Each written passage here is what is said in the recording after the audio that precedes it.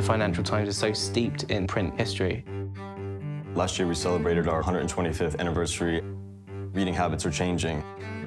How do you migrate people from a traditional print medium over to digital?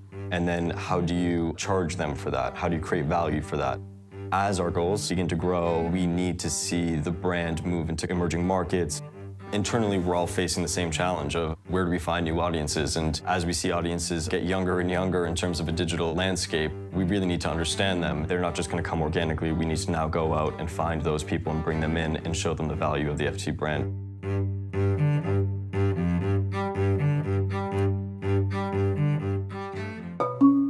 Essence came in and we had a very real discussion about the challenges that we faced over the coming year. It was that real conversation that made us realize that these are the guys that we needed to work with. The first phase of On the Pulse campaign originated in the UK. We identified this younger audience, tried to understand what it is that they would want to hear from the brand and how they would want to receive that message. Being able to reach them on these devices is really important. But then the tricky part is making sure that we then message them in an environment where they're going to be more willing to subscribe to the FT. So we use cross-device tracking.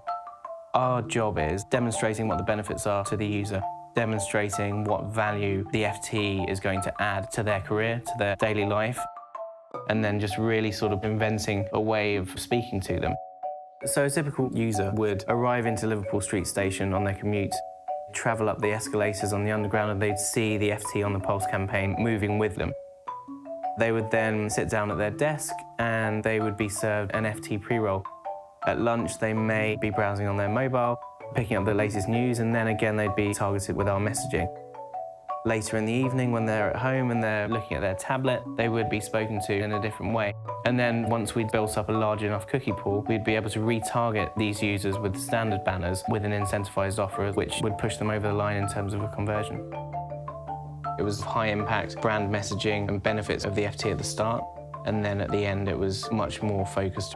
It's a complex equation. People touch the FT at multiple different stages throughout their journey. Essence has helped us realize that because those pieces overlap and because it is such an integrated strategy, that the data behind it all really needs to be there, and it needs to be structured, and it needs to output some real learnings that we can then act on. So we've completed phase 1 in the UK, and the results that we've seen have been impressive in terms of acquisitions. We also saw traffic to FT.com increase, as well as traffic to all of our mobile properties.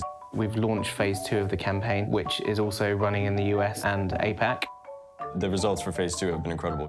We've seen far more subscriptions than we would have expected at this time of the year, and that's thanks to this activity. It is an encouraging sign that the messaging from a long-term approach has been really successful. It is that sort of give-and-take relationship where we're constantly learning from one another. Essence has given us the media strategy that we would never have been able to take internally. They allow us to test new technologies. They allow us to try new things in market that would take such investment internally if we tried to do it ourselves that it's impossible. We've been around for quite a while now, for 125 years, and to continue to be in market and be successful, we really need to understand the digital landscape externally and grow new audiences. We wouldn't be able to do that without the knowledge and insight that Essence has provided us.